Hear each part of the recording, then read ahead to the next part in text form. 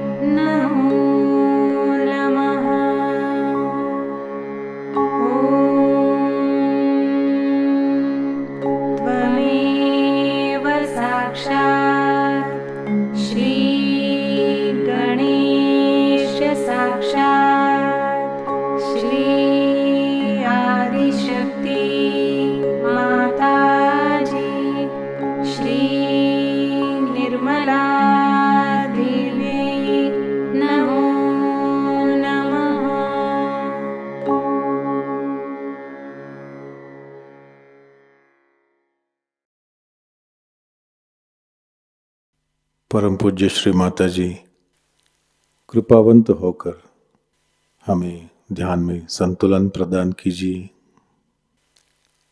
इस संतुलन की अवस्था में हमें ध्यान का आनंद मिले, निरानंद मिले, ऐसा आशीर्वाद हमें दें। परम पूज्य श्री माता जी, आपकी कृपा में इस संतुलन की अवस्था में हम अपनी ध्यान की गहराई में उतर सके, ऐसी स्थिति हमें प्रदान कीजिए।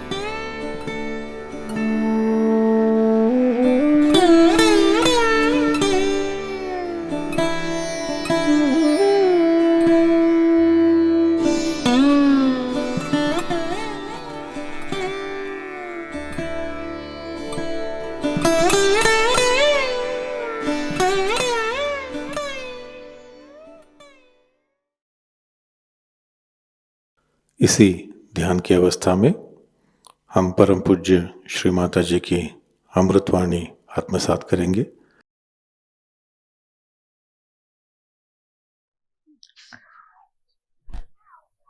I hope you enjoyed yesterday's puja very much. Today I wanted to talk to you about certain matters where people get quite confused. There are certain things we must understand in Sahajayoga. First point, there is no fundamentalism in Sahajayoga. Nobody should use my words or say mother said so. Nobody should. That is how all these hierarchies have been built.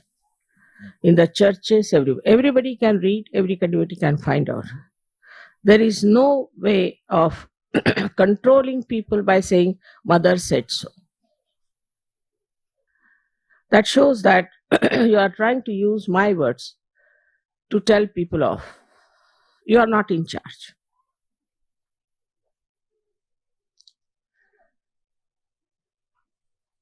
If I say something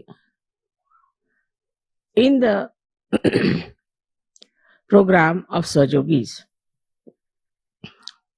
I say it because it is heart to heart talk between my children and myself. And it should not be just sent over through your computers all over the world without consulting, without censoring it by the leader. There's no haste in Sahajayoga. So that should not be done. Now, this I have said, definitely. Whatever I have said, nobody remembers, only they use my name. Mother said so in 1970. In 1970, I never spoke in English.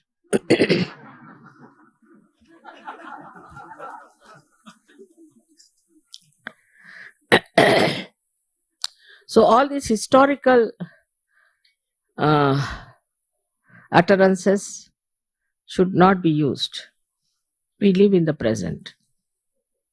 That time, maybe the situation was such I might have said something, but today the situation is different. Maybe because Sahaja Yogis were just coming to Sahaja Yoga, maybe they needed some sort of a guideline. It's a journey, first of all. It's a journey. You are passing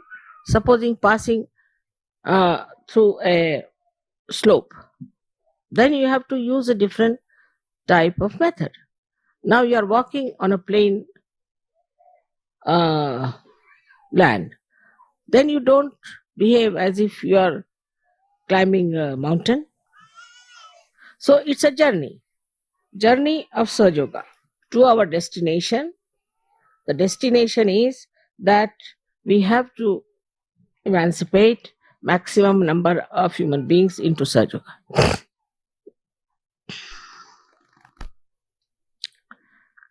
But that should not be taken over. I again tell you, nobody should take over things from the leaders. I have appointed the leaders just to coordinate with you people, but you have always a direct relationship with me. So far, all these people who believed in God had no direct connection. But now you have. So why not use me?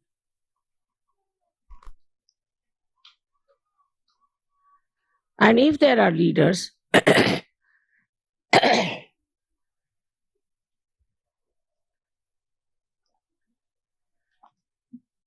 you have to ask the leaders. Nobody should take things upon themselves and start preaching people. We don't like preaching. We have had enough of it. There's no need to preach others. If you have to preach, preach yourself, but not to others. One has to understand that it's a living process.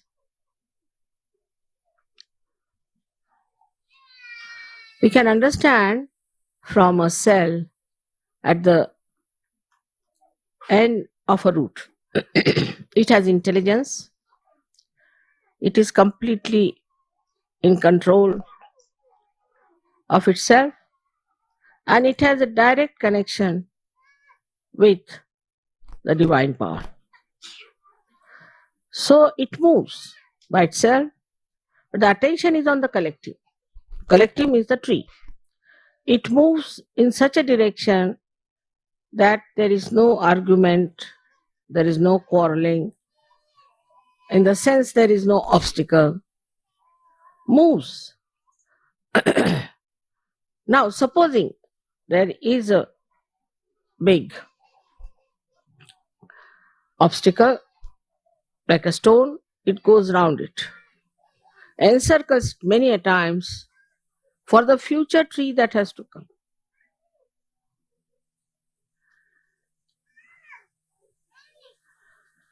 So from the past, what do you get is the relative idea as to where you have reached. And from the future, you have to know how far you have to go. This is very important to understand because these things creep into the Western mind very easily. They don't want to have direct relations with me. That's how then you will start forming groups. One person will stand up, mother says so, finished. One tent is raised. Another one say, mother says so. Somebody will use my tapes. Anything. There's no need at all for you to get to these things and listen to them. If they want to create something, they should talk to me directly and not to do it themselves on their own, which is a very wrong attitude towards Sahaja Yoga. So first of all, we must know it's a living process. You cannot put on it artificial types of things which will curb the growth of Sahajayoga. It's very important to understand. There where I find that people don't understand Sahajayoga. You cannot mold into any pattern. It molds by itself, works by itself. So we cannot have any hierarchy. Never. These hierarchies ultimately become a barrier between you and me, which I don't like. All the leaders are told that whatever letters you get, whatever things you have, you should send it over to me. I would like to see them myself.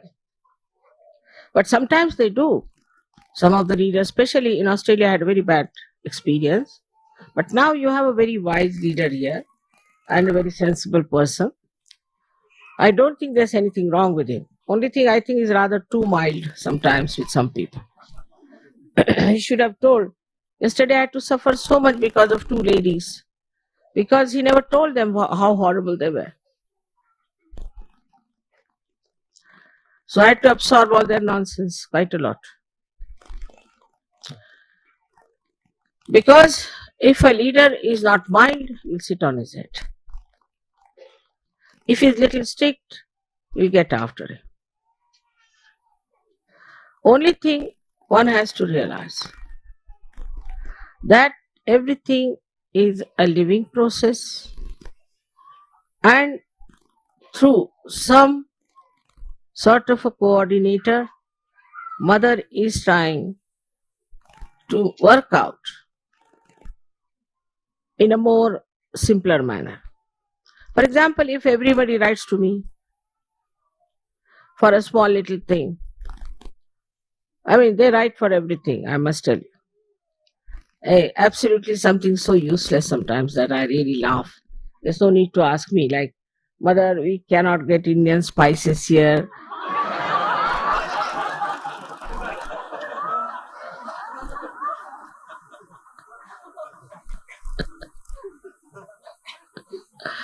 All these stupid things. Then second in about the husbands or about the wives. Because you should not see those films or those televisions which, if you say, invariably show the fight between husband and wife. So if you go on seeing that, you will learn, you'll pick it up. It's like a parrot, you know.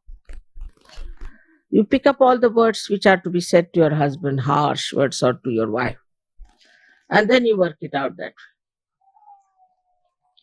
And so many questions could have been easily solved.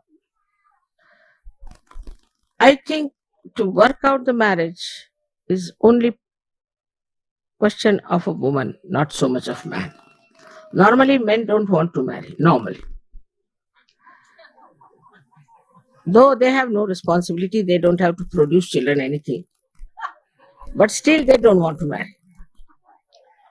They are sort of little bit afraid also. In the West, especially, not in India. In India, men want to marry because they get somebody who will spoil them, who will never answer them, listen to them, be humble. So they want to have, see, they marry. But here in the West, I have seen men don't want to marry. One fellow, I told him that you have to get married. He disappeared for 3 days.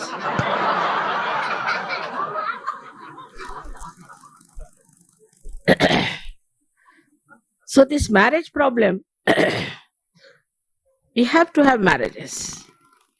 But this marriage problem comes when women don't know how to adjust, mainly, I must tell you. The first thing is you have to really spoil your husbands. Actually, they should entirely depend on you for everything.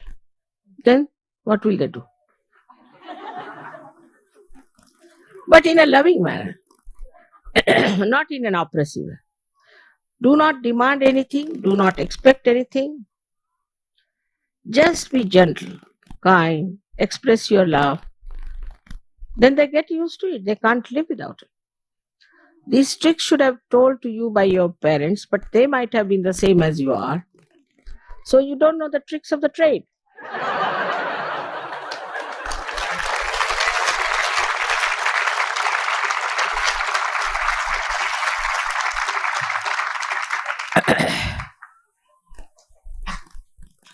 After marriage, we have to say we are. We. Shouldn't say I. And also understand, you see, men are different from women. They are different. You are the preserver of the society. They are the creator, but you are the preserver. And you have to have much more patience and compassion, which you have, no doubt. You must take to your feminine qualities, and you'll be amazed that you are Shakti for men. You are the power for men. That's why men must respect women.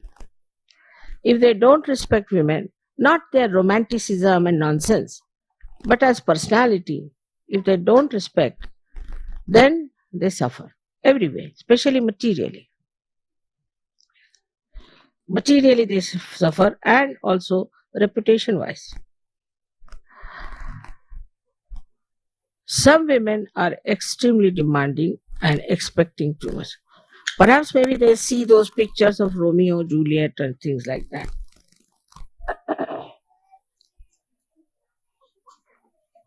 But if you see Romeo, Juliet, you will see what Shakespeare wanted to communicate. He was an Avaduta. He wanted to communicate that these are all futile enterprises. Both of them died. They could never enjoy companionship. We had so many problems like this in England also. So I told them, what books you read? Most of them read books of romance, all right. But romance before marriage. There are no books about romance after the marriage. Can you imagine? So, naturally, there's a problem. After marriage is quarreling. Before marriage, romance. So, why marry?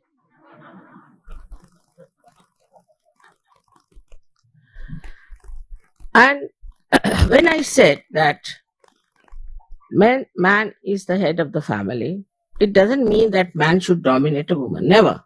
You interpret also, sometimes I think some of the brains are other way down.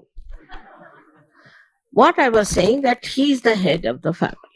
Supposing I say he is your leader, that doesn't mean that he should dominate you. If head of the family start dominating, if the brain of the body starts dominating, what will happen to this body? It's stupid to conclude like that. But you are the heart of the family. Brain can die, but heart dies the last. So try to understand, there should be a complete integration between heart and brain. And children are the attention in the society of Sahajayoga. So here, how can you have such an idea that if I say the head, then he dominates the heart? How can it? So they pick up few words from here and there and use it for justifying their own weaknesses in Sahajayoga. But this kind of escape is not going to help you to rise. You are going against yourself. It is not for your benevolence. What I am telling you is that if you try to accept all these outdated ideas in Sahajayoga, you will go down, you will rot. No use coming to Sahajayoga. We are fresh, we are new, and we are living. We don't accept these kind of ideas about men or women. But when I said that man is the head of the family, that doesn't mean that you dominate your wife and torture her. Nor does it mean that the leader should dominate. Never. They should never dominate. They should use their wisdom. their love, compassion, and guide you in the proper way. I've received a letter which is very funny, that one leader's wife, not the leader, but wife, forbid one of the Sahajayoginis not to come to the house and to the program because I could not go to her house. Can you imagine? This is absurd. Now, if I tell her, she'll be more harsh on that person. But by doing that, she doesn't know how much she's missing points in Sahaja. I mean, I'm a whimsical person. I can go anywhere I feel like. But she should have taken the blame upon herself. If she thinks I did not go to her house instead of on the another person. Also, there's a thing that this is my house. This is the biggest nonsense. Mother should come to my house. With Indian especially, it's too much. Please come to my house, mother. Come and have dinner with me. Who are you? You are a Sahajayogi. So your house is mine, you are mine, everything is mine. What is there to come to your house? Then you separate. This is also an Indian mind, I must confess. My house. This is nonsense. All your houses are mine. If I go there, it doesn't mean that I love you more than anybody else. It doesn't mean that. I have to go somewhere,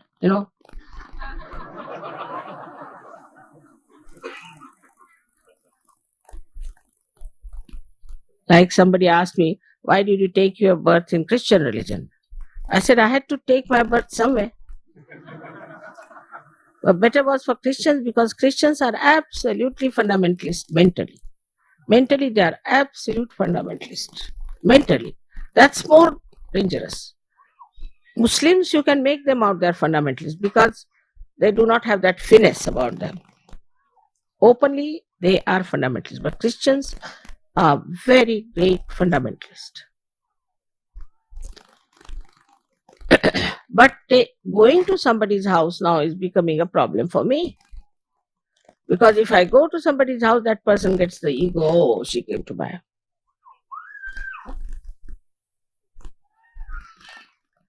So again, you are not to say that, mother, this is my house. Mother, this is your house. If I go there, well and good. If I don't go there, well and good. What does it matter?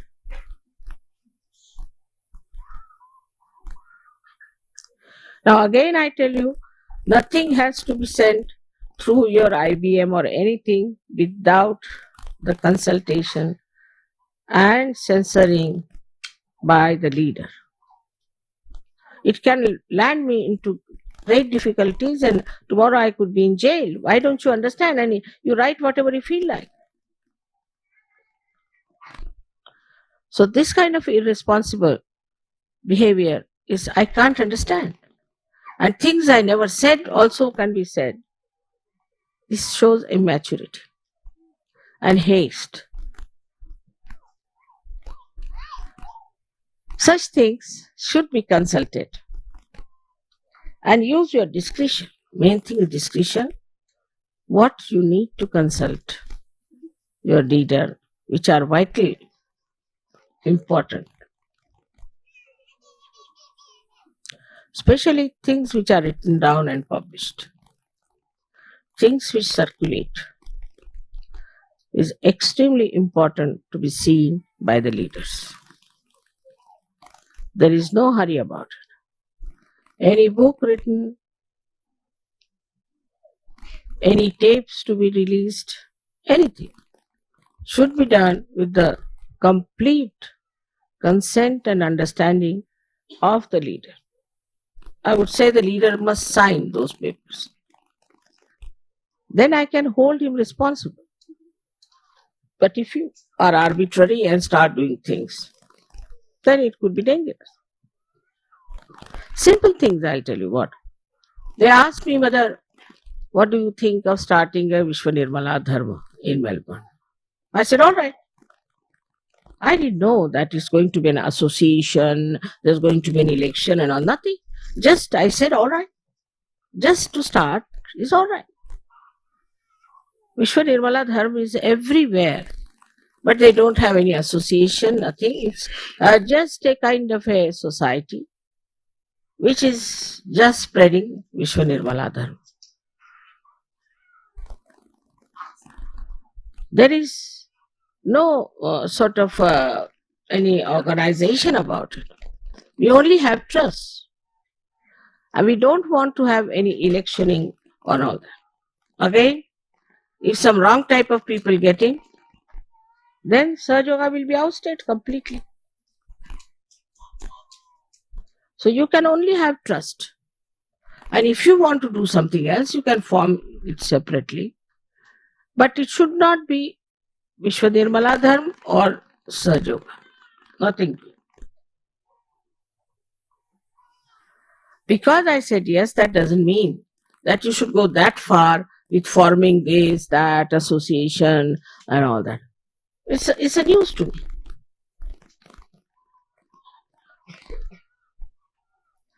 All right, whatever has been done has to be rectified. Absolutely to be rectified. And we have to bring it down to a proper level. And should be there people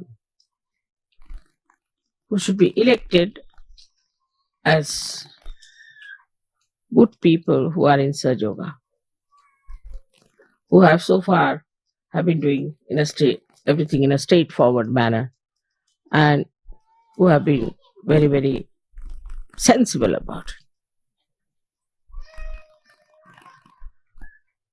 There's also a suggestion that we should project ourselves to outside things. If it means that we have to go to other organizations, it's wrong. All these organizations are dead organizations, they are not living organizations. But if they want to come to us, all right. But we should not go and break our heads with them. Because you will end up not only with opposition, but you will catch from them negativity. Try to understand. We don't have to grow that fast that we get all the lunatics in Sahajayoga. We have to be very careful. We can only have Sahajogis who are seekers, who are honest, who are humble, who do not want any money or power out of Sahajayoga. It will grow. It has grown. Just imagine. 2 people came from Australia and see how many are there.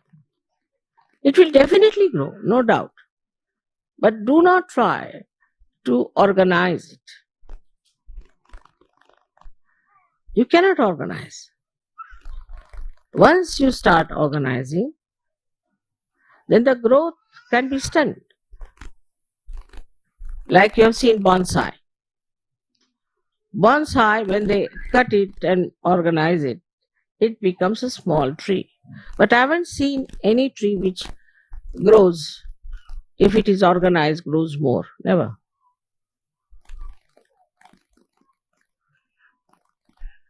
At the most you can nourish it, at the most you can water it, at the most you can see the needs of this.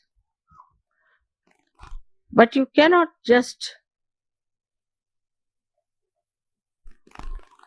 make it grow more. All organizations cut the growth.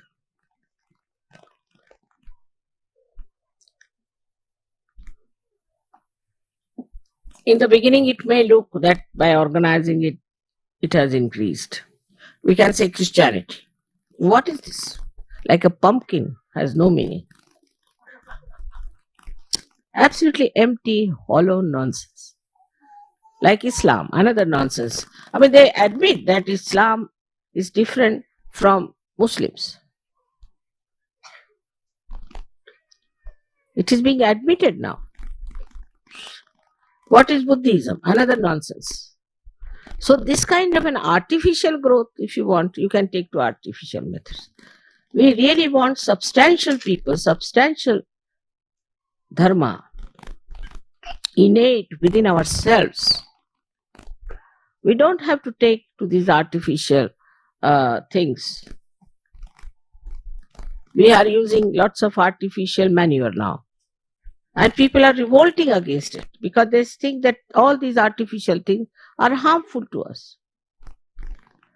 So allow it to work out through the grace of this divine power in a more natural manner than putting artificial organizations, artificial this and that. I think some of you must have been to Harvard or something to learn how to grow the business. And that's how you try to grow. But ultimately comes to recession.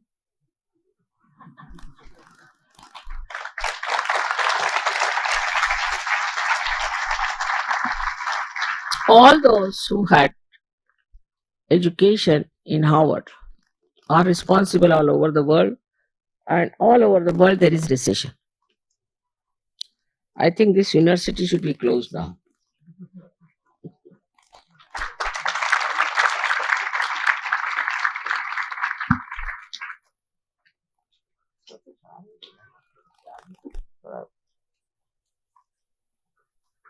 ऊपर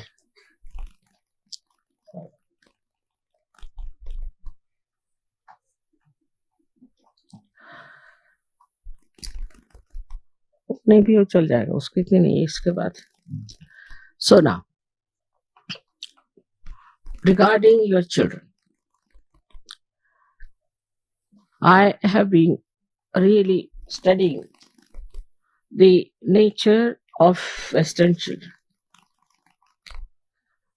Now, the nature of Western children is that their attention is never on the right things.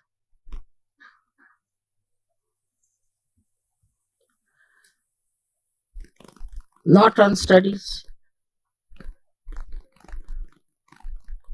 I should say not at all on studies. Now, on food, yes. Like in England, they asked for baked beans in the morning. Now, these horrible tinned baked beans which you have been giving to them are not at all suitable for Indian climate. And they are no good. You see, if you see a Western health of a person, I mean, when you go to India, you get diarrhea. You cannot stand heat. You cannot stand cold.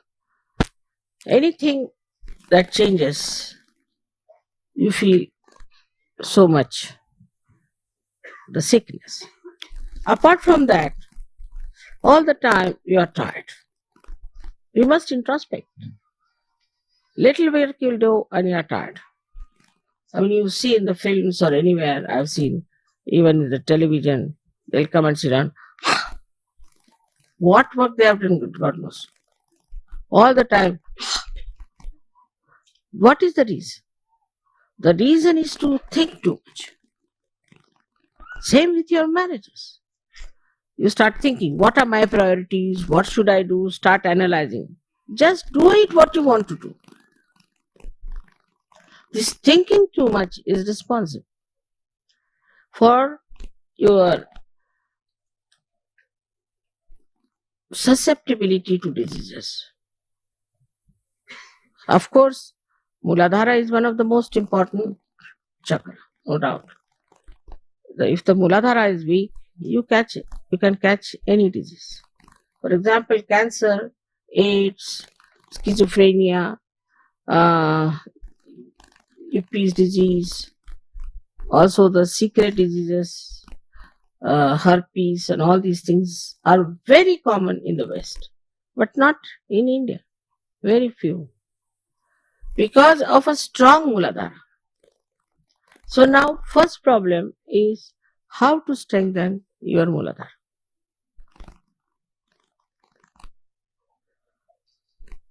The second one is the kind of food you are eating here is not so fresh. Try to eat fresh food. At least in Australia you can get it. as far as possible. Take to more carbohydrates. If you are thinking too much, best is to take to carbohydrates. You are so much worried about putting on weight or this thing. I don't know why you want to be skinny. What is the need? On the contrary, a person who has little plumpness absorbs vibrations much better. But do you know that vibrations sit on the fat? Mede sthita. They sit on the fat. And that's why they go on the nerves, because nerve is made of fat, your brain is also made of fat. So this new idea of having mosquitoes around,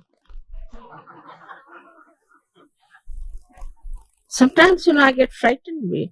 I think next moment that person is going to fall on the ground. So whatever is pumped into your head, you accept. That's why the entrepreneurs are definitely controlling. You have no idea. Because we don't have that wisdom to see. Now they said, all right, you shouldn't put any oil in your head. All right? Never put any oil. So you become bald. So they can sell wigs.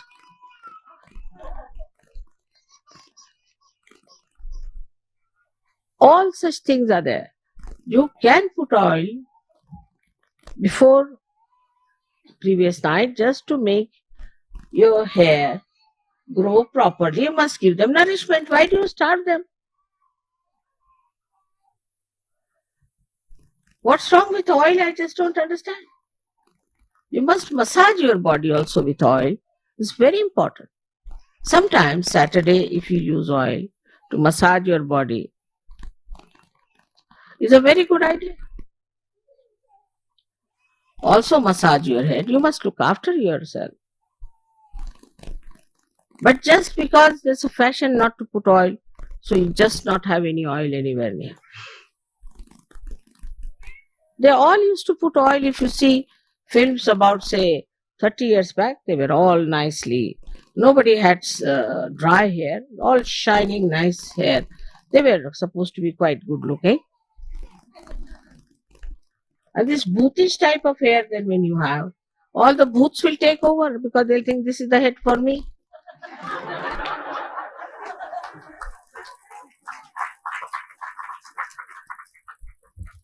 So try to understand what is good for your body and what you should. Massaging your body is a very good thing. I think without oil I cannot exist. Really. Because my work is on Sastra. And if I starve my hair, either I'll become completely bald or mad, one of the two. It's very soothing to massage your hair, very soothing for your nerves, everything. And you are realized souls, there's vibrations flowing. Should massage your head nicely. Take about an hour on a Saturday. Saturday is the day of Shani, is the day of Saturn, the day of Sri Krishna. He's so fond of butter and oil. All these small things should be understood. Also, you people are very fond of sun, I can understand that. I don't know why in Australia you are so fond of sun when it is so much. But because it's a fashion in the West, you are all going to the sun, to the sea, and spoiling your skin. Your skin cannot have the glow. While, you see, if you do not use sunbathing as some sort of a treatment, it's all right, there's a lot of sun, you can move about. Indians used to wonder about the English. There was a saying that an Englishman and a mad dog in the sun. Even a sane dog won't go.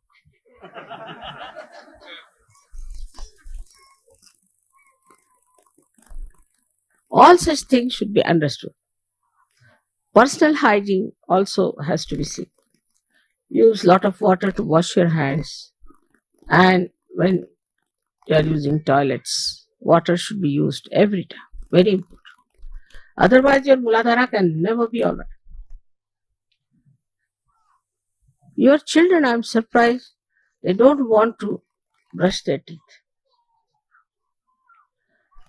And if you tell them you have to brush, they start crying. If you tell them you have to have a bath, they start crying. Imagine in that sweltering heat of India, they don't want to have a bath. And they smell. But when you tell them, our parents also smell like that. Their mouths smell. In India, at least twice, we must brush. Once in the morning, once in the evening, minimum. Evening time, we all brush our teeth in India. It's very important.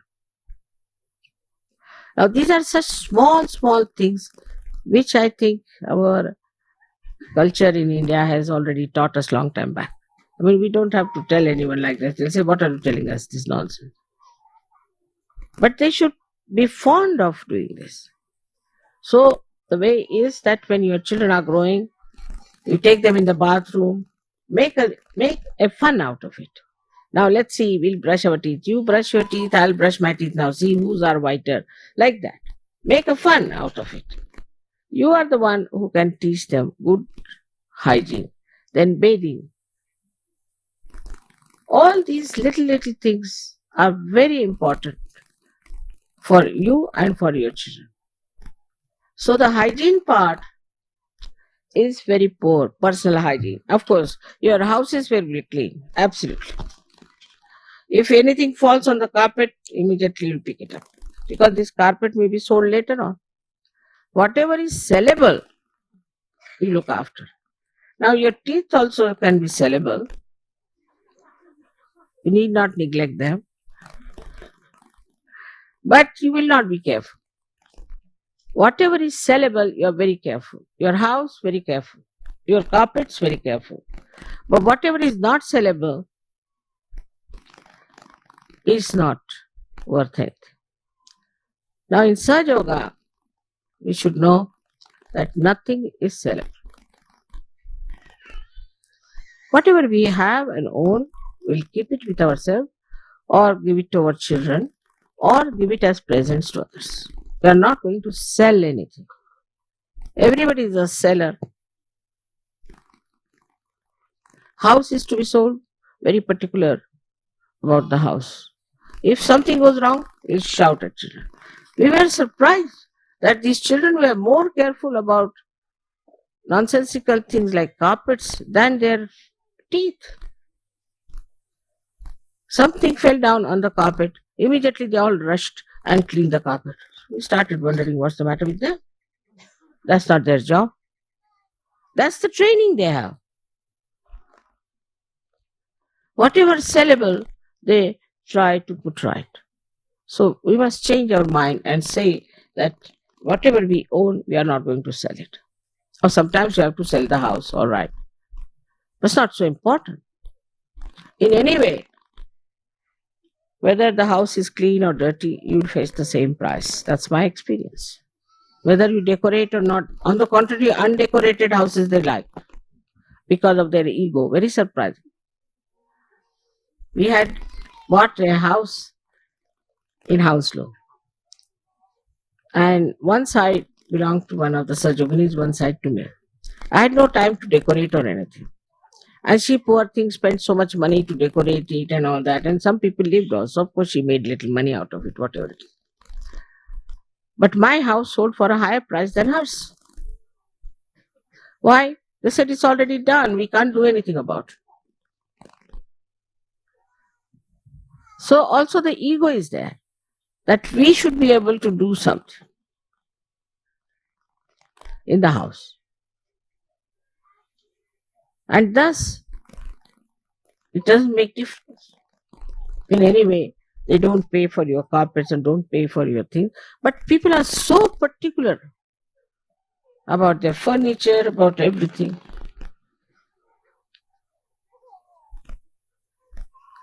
So now this is what is materialism.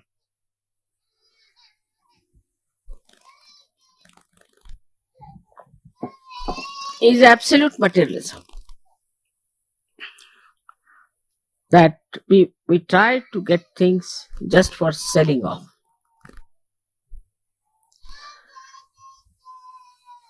On the contrary, we have to look out what are the beautiful things made by hand. What can we have? Whatever is made by hand, by people, can have few. And that can be given to your children, to the progeny. Also, sometimes the idea of antique, who's this child? Please take away. Who's the child? Who is the child crying? You must find out why the child is crying in my program. Must be something wrong. Must be some bada. If a child cries in my presence or is afraid, that means there's some sort of a bada which you should try to remove. So now we have to change our attitude towards ourselves. We are specially blessed people. We have to look after our body, look after our children. We have to look after things which are of much greater importance than material things. That is the spirit. So ultimately, we come to the point that the spirit which has given us all this beauty, which has given us such moonlight in our life, such sunshine in our work,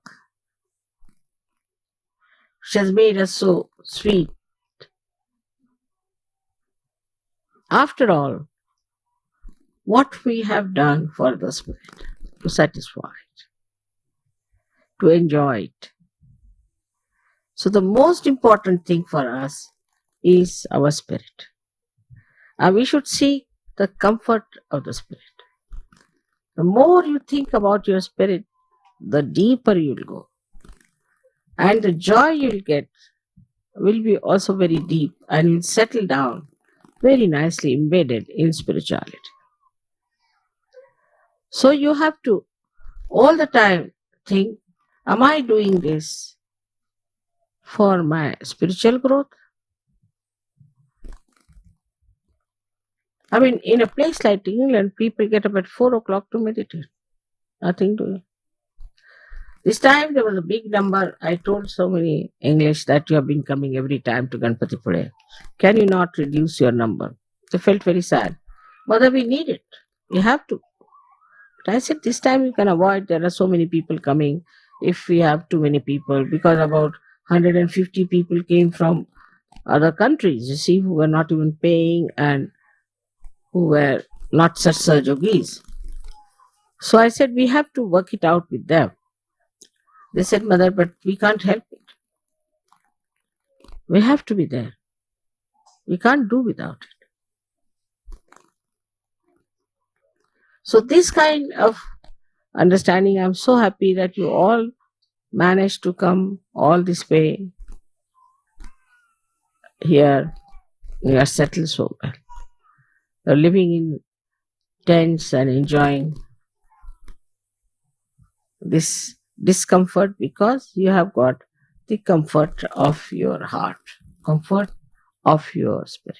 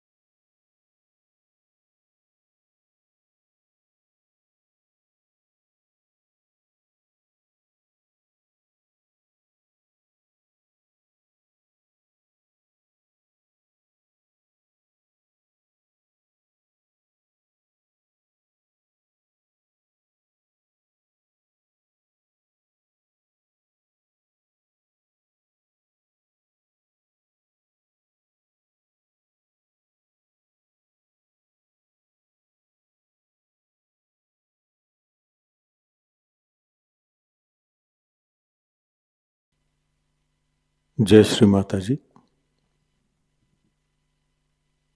परम पूज्य श्री माता जी, कृपावंत होकर आप हमें निर्लिप्त साक्षी बनाइए। परम पूज्य श्री माता जी, कृपावंत होकर आप हमें ऐसी स्थिति प्रदान करें जिससे हम आपकी लीला को देख सकें। जो भी घटित हो रहा है उसको साक्षी भाव, निर्लिप्त साक्षी भाव से देख सके। परम पूज्य श्री माता जी, हमसे जो भी कार्य हो, जो भी कर्म हो, वो सब हम आपके पावन चरणों में रख सके, पूर्णतः समर्पित होकर रख सकें, ऐसी स्थिति हमें प्रदान करें। परम पूज्य श्री माता जी, आपके प्रति अनन्य भक्ति हो, इस तरह का आशीर्वाद और ऐसी ध्यान की स्थिति, आध्यात्मिक स्थिति हमें कृपा कर प्रदान कीजिए।